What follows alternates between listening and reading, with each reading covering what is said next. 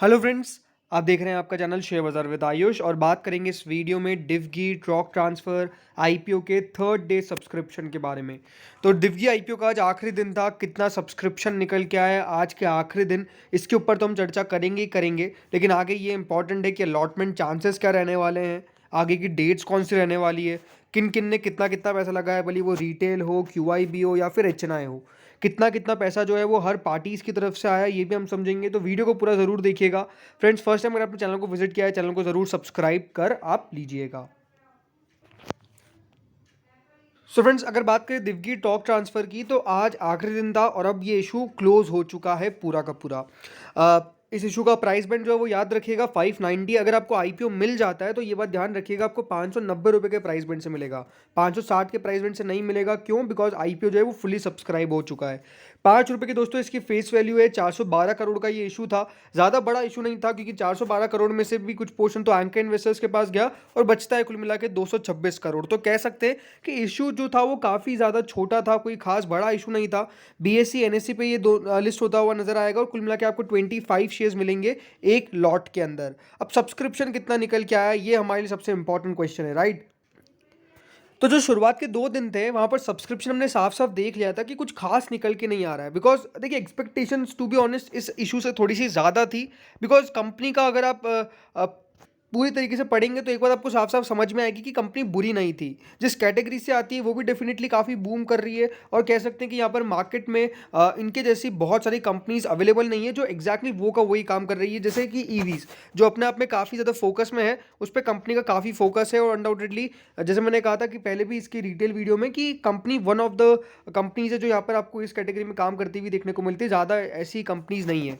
सो जो 2 दिन का सब्सक्रिप्शन निकल के आया था वो ये एक बात बता रहा था कि डेफिनेटली क्यूआईबी एचएनआईज के द्वारा पैसा उस तरह से नहीं निकल के आ रहा है जिस तरह से निकल के आना चाहिए। और डेफिनेटली यहाँ पर रिटेल कैटेगरी ने जरूर फुली सब्सक्राइब कर दिया था। 1.56 टाइम रिटेल पोर्शन भर गया था 2 दिन के अंदर, कुल मिला के 38% के आसपास भरा था ये इशू। लेकिन मेरा मानना था कि कम से कम 10 टाइम्स के आसपास सब्सक्रिप्शन आना चाहिए इस इशू का। अब कितना निकल के आया ये हम समझते हैं। तो आज दोस्तों क्यूआईबी जिनके द्वारा 2 दिन के अंदर मात्र 0.06 टाइम्स के आसपास पैसा निकल के आया था, कुल मिलाकर इनके द्वारा 7.83 टाइम्स की बिड लगाई गई है। 7.83 टाइम दोस्तों क्यूआईबीज क्वालिफाइड इंस्टीट्यूशंस के द्वारा पैसा जो है वो आया है। तो अनडाउटेडली क्यूआईबीज ने तो पैसा लगाया, इसमें कोई डाउट नहीं है। 7.83 टाइम्स के आसपास जो इशू है वो क्यूआईबीज के द्वारा भरा गया है। हम कह सकते हैं कि यहाँ पर क्यूआईबीज ने बहुत ज़्यादा तो पैसा नहीं लगाया, बट ठीक है, 2 दिन के मुकाबले तीसरे दिन पैसा जो है वो आपको ठीक ठाक आता हुआ नजर आ गया। एचएनआईज देखिए खासा इंटरेस्टेड नहीं दिखे इस इशू के अंदर, वो डेफिनेटली हम कह सकते हैं। बिकॉज एचएनआईज का पोर्शन जो है वो करीबन 1.39 टाइम सब्सक्राइब हुआ है और इसमें भी जो बिग एचएनआईज है उनकी कैटेगरी अभी भी फुली सब्सक्राइब नहीं हो पाई, ओनली 90% के आसपास। स्मॉल एचएनआई करीबन 2.40 टाइम सब्सक्राइब करते हुए नजर आए। लेकिन कुल मिलाकर जो इशू है जो एचएनआईज के द्वारा 1.39 टाइम्स भरा गया। तो अगेन एचएनआईज के द्वारा भी बहुत ज़्यादा इंटरेस्टिंग ये बात है कि पैसा नहीं आया। उसके पीछे का कारण क्या है? बिकॉज इशू के अंदर बहुत पैसा रिटेल पोर्शन से भी नहीं आया। रिटेल पोर्शन कितना भरा है? रिटेल कैटेगरी दोस्तों करीबन 4.29 टाइम्स।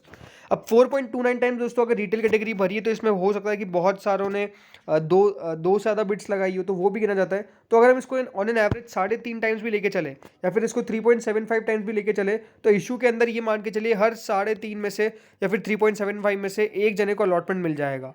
ज़्यादा अलॉटमेंट मिलने में बहुत दिक्कत नहीं आने वाली है। अगर आपने 2 से 3 बिट लगाई है अलग अलग डीमैट अकाउंट से, अलग अलग पैन कार्ड से, माफ करिएगा डीमैट क्या, अलग अलग पैन कार्ड से, तो डेफिनेटली आपको एप्लीकेशन मिलने की पॉसिबिलिटी जो है वो काफ़ी इंक्रीज हो जाती है। तो ये है कि अलॉटमेंट मिल सकता है जिन लोगों ने भी लगाया है। रिटेल पोर्शन करीबन 4.29 टाइम सब्सक्राइब हुआ है। अगेन कोई बुरा नहीं है, बट कह सकते हैं कि उतना भी नहीं है। बिकॉज यहाँ पर पैसा अनडाउटेडली कह सकते हैं कि बहुत एक्सपेक्टेशंस के बिलो निकल के आया है। बिकॉज एचएनआई कैटेगरी का ओनली 1.39 टाइम्स बनना ये कोई खासा अच्छा संकेत नहीं है। कुल मिला के दोस्तों ये जो इशू है वो सब्सक्राइब हुआ है 5.43 टाइम्स। अगेन 5 टाइम्स के आसपास, 6 टाइम्स के आसपास सब्सक्रिप्शन, मेरा 10 टाइम्स के आसपास मानना था, बट हाँ उतना पैसा निकल के नहीं आया। तो कह सकते हैं कि हाँ इट्स एन ओके सब्सक्रिप्शन। बहुत ज़्यादा अच्छा भी नहीं, बहुत ज़्यादा बुरा भी नहीं, बट अगेन यहाँ पर इंपॉर्टेंट क्या है कि कंपनी का स्टॉक किस तरह से करता है लिस्ट होने पर, वो हमारे लिए सबसे इंपॉर्टेंट होने वाला है। बट सब्सक्रिप्शन जैसे मैंने कहा कि it's okay, not bad also not good. अब आगे की डेट्स कौन सी है ये बात आपको दोस्तों समझना बहुत इंपॉर्टेंट है। तो आगे की डेट्स के बारे में बात करें तो फ्रेंड जो अलॉटमेंट है इसका वो फाइनल होगा ऑन 9th ऑफ मार्च। 9 मार्च को दोस्तों इसका अलॉटमेंट होने वाला है। ये बात ध्यान रखिएगा कि 9 मार्च को आपको पता चल जाएगा कि आपका अलॉटमेंट आया है, नहीं आया है। अगर अलॉटमेंट नहीं आता तो पैसा जो है वो 10 तारीख को आपको मिल जाएगा, 10 या 9 तारीख को ही मिल जाएगा, अगर 9 तारीख को सही टाइम पे अलॉटमेंट आ गया तो ये डेट्स आपको याद रखनी है। फिर इसकी 13th को क्रेडिट होएंगे शेयर एंड 14th को मार्केट में लिस्टिंग। तो आप चाहे तो इसका स्क्रीनशॉट भी ले सकते हैं। 9th को इस IPO का अलॉटमेंट, 10th को इसका रिफंड, 13th को शेयर्स क्रेडिट एंड 14th को इसकी लिस्टिंग। तो ये डेट्स जो है वो आपको पर्टिकुलरली याद रखनी है अगर आपने इस IPO के अंदर पैसा लगाया है।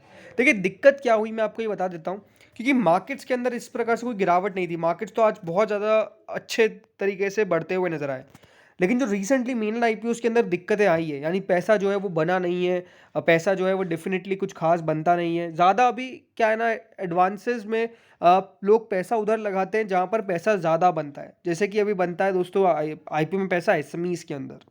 तो क्योंकि SMEs में पैसा ज़्यादा बनता है तो डेफिनेटली अभी जो शिफ्ट है वो SMEs में ज़्यादा है, यानी लोग ज़्यादा इंटरेस्टेड SMEs में रहते हैं रेदर देन मेन लाइन। तो ये इंपॉर्टेंट बात है, इसलिए मैं मानता हूँ कि सब्सक्रिप्शन उस प्रकार का निकल के नहीं आया जितना एक्सपेक्टेशंस थी, या फिर कह सकते हैं कि ये IPO उतना कुछ नहीं कर पाया जितना पहला यहाँ पे विचार में चल रहा था, यानी सोच में चल रहा था कि हाँ इतना करना चाहिए। वैल्यूएशन वाइज भी अगेन महंगा नहीं था, बट ठीक है सब्सक्रिप्शन जो भी निकल के आया। अब ग्रे मार्केट कितनी चल रही है, तो अभी दोस्तों जो दिवगी टॉक ट्रांसफर की ग्रे मार्केट चल रही है वो अराउंड 72 रुपीज़ है। 72 रुपीज़ के आसपास का ग्रे मार्केट चल रहा है। अगेन 72 रुपीज़ का ग्रे मार्केट बुरा नहीं है, अच्छा ही ग्रे मार्केट हम कह सकते हैं। अभी भी 12% के आसपास दिख रहा है, but again the question is कि क्या ये मेंटेन रह पाएगा, मतलब 72 रुपीज़ पे ही रह पाएगा और क्या 12% का लिस्टिंग गेन दे पाएगा, ये अपने आप में एक इंपॉर्टेंट क्वेश्चन है। तो देखते हैं कि अभी ग्रे मार्केट जब आगे यहाँ पर निकल के आता है तो किस प्रकार से चलता है। मार्केट्स की बात करें तो sentiments are quite good, sentiments market के काफ़ी बढ़िया है। मार्केट्स में आज आपको एक जो शॉर्ट कवरिंग देखने को मिली, जिससे मार्केट्स का सेंटिमेंट सुधरता हुआ नजर आया, ये एक रोल प्ले कर सकता है इसी ग्रे मार्केट को इसी तरह से मेंटेन करने में। बट हाँ ये है कि यहाँ से कितना इंक्रीज होता है या फिर कितना डिक्रीज होता है, ये हमारे लिए सबसे इंपॉर्टेंट पॉइंट है।